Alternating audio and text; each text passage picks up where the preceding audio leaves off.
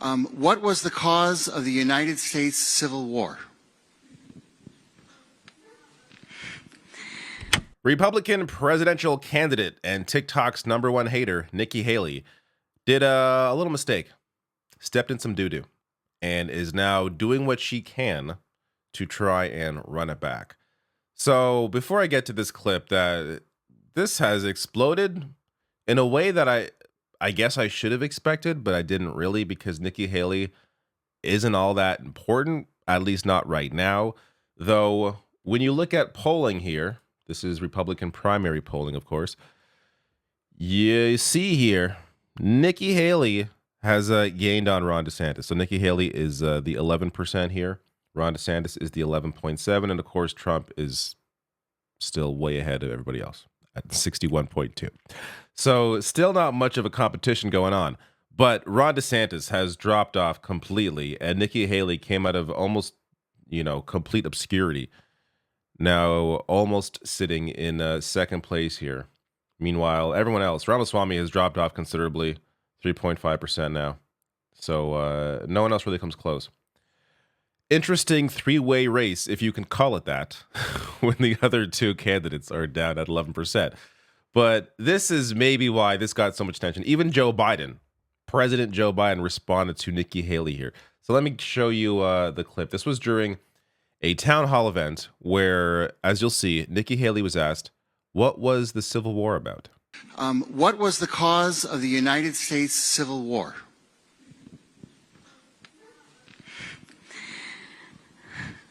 Well, don't come with an easy question or anything. I mean, I think the cause of the Civil War was basically how government was going to run, the freedoms and what people could and couldn't do. What do you think the cause of the Civil War was? I'm sorry? I'm not ready to president. I want to see your view on the cause of the Civil War.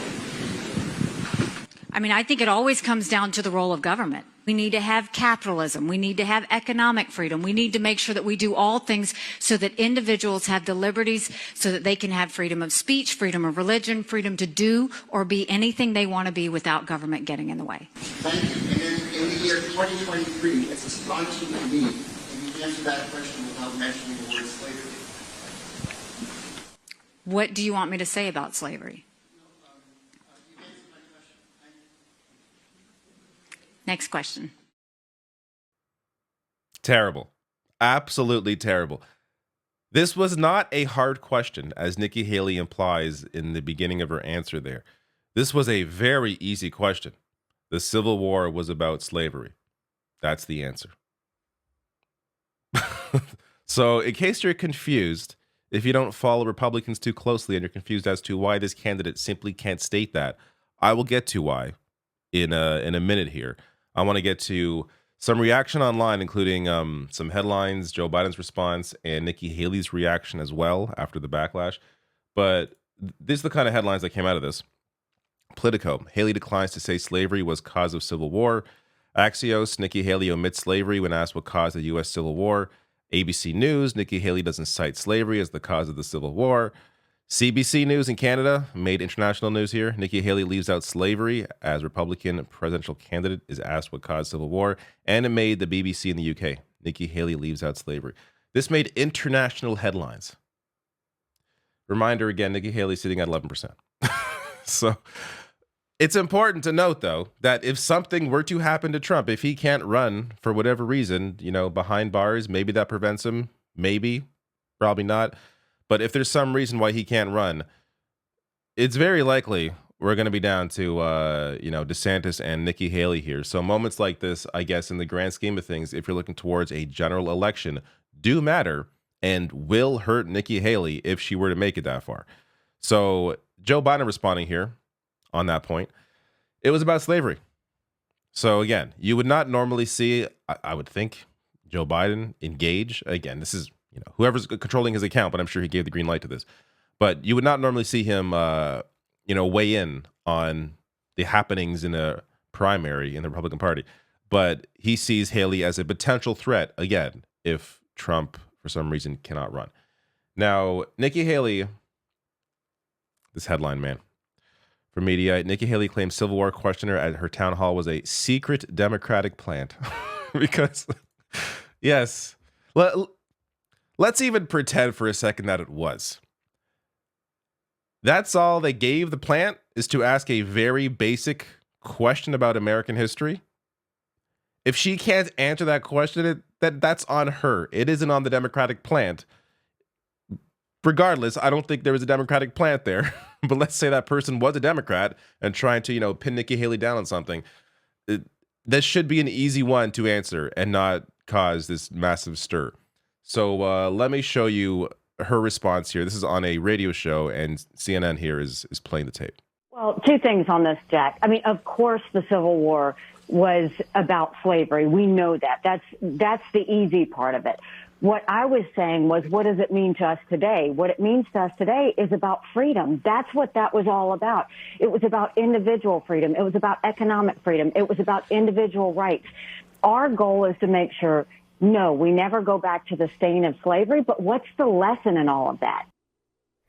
Okay, so doing a bit of cleanup, she also, John, said it was definitely a Democratic plant who asked this question. The voter was a Democratic plant. She says, that's why I later asked, what does it mean to you? And if you listen to the longer extended clip of that, she says, what do you think? And what do you want me to say about this? Or what do you want me to say about slavery? Why are you, as CNN anchors, taking this seriously, taking her reaction, her defense seriously? The only proper response to what Nikki Haley said on that radio show is audible laughter. That is the only proper response to what she said to defend herself. Oh, well, slavery's the easy part. Then why didn't you say that? Why did you pretend it was a hard question? Why are you pretending it's about economics?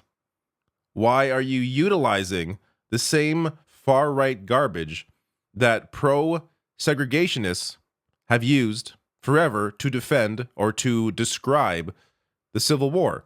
This is from New York Times here. The answer echoed a centuries argument from segregationists that the Civil War was fundamentally about states' rights and economics, not about ending slavery. It was about ending slavery. Even her meandering answer there in the defense of herself, she mentioned states' rights and economics. That's not what it was about. It's about ending slavery. In case you're wondering, why is she doing this? Because this is where the base is. This is what Republicans have been doing for years now. This is from May 2021. Why Republicans are so determined to deny the 1619 Project. Quote, the moment you make racism more than an isolated incident, people don't like that. This is why. It shouldn't say people, it should say Republicans don't like that. That is what they are doing. So in 2019, the New York Times launched its seminal 1619 Project, which traces the consequences. Let me just zoom in here. The consequences of slavery from its inception centuries ago to its modern day implications for Black Americans. The project sets to reframe American history by considering what it would mean to regard 1619 as our nation's birth year. Since then, conservatives have not let up their campaign to undermine the project. This is real American history. It discusses the importance of slavery and how slaves built the country. Republicans want to deny that, want to pretend it all starts with the Founding Fathers and make them the central point of American history, when there's a whole lot more before that. So this also extends to what Trump was trying to do. It's also from 2021.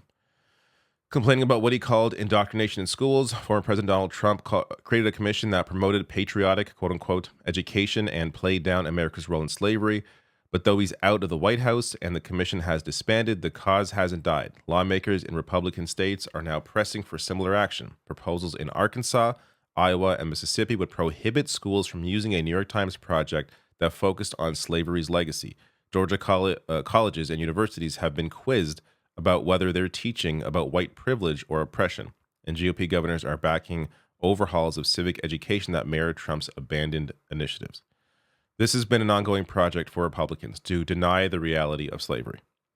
So Nikki Haley not mentioning it as the central point around the Civil War is just right in line with where her voters are, where Republican politicians are. And I don't think she expected, I mean, you can see how poor the lighting is here and everything. I don't think she expected this moment at this town hall to or I should say, I don't think she expected this town hall at all to make an international stage until this question came and she answered the way she did. I mean, I have to assume when she finished that answer, she knew someone was going to pick this up because she has to know the Civil War was about slavery. She obviously knows that. She's just purposely denying it for the audience in front of her. She doesn't want to offend all these lovely white people that she's talking to here. So that's ultimately what all this is about, is the fear of offending these white conservatives by mentioning slavery and how their ancestors were, many of them likely, slave owners. That doesn't mean they're guilty. That doesn't mean this boy over here in the front doesn't mean he's guilty. It's just acknowledging what happened and to understand the impacts of slavery today. But this outright denial to acknowledge any of this is ultimately the problem. So I don't know. I don't know what's going to go on with this campaign. I mean, again, all these campaigns that are not Trump's really depend on Trump. It really depends on what happens with him and these indictments and his health, I guess, possibly. Though he seems like he's someone who'll live forever. All these terrible people live forever. Kissinger, 100 years old. Like, these people live a very long time. So he's very likely the nominee. Nikki Haley, maybe hoping to grab a VP spot or some cabinet spot, but I don't know about that. She would have to double down on what she said at that town hall to maybe make that a reality.